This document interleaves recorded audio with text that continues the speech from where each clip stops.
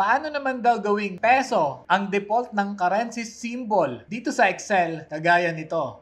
Ang naka-default kasi dito ay dollar at ang peso symbol natin ay hindi PHP kundi letter P na may dalawang guhit. Una natin gagawin, punta tayo dito sa search bar ng ating Windows. Then type natin control panel.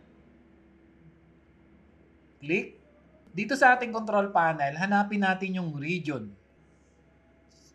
Papalitan natin kung saan tayo naroon. Go to format. Then, hanapin natin yung Filipino. Click. Then, hit OK. Then, balik tayo sa Excel. Dito sa ating number, click natin yung drop-down arrow na yan. At makikita natin yung peso symbol. So, click natin yan. So, at makikita natin dito sa currency symbol, ang naka-default na niya ay peso sign. Highlight natin yung cell na gusto nating lagyan ng peso sign. Then, click. And that's it!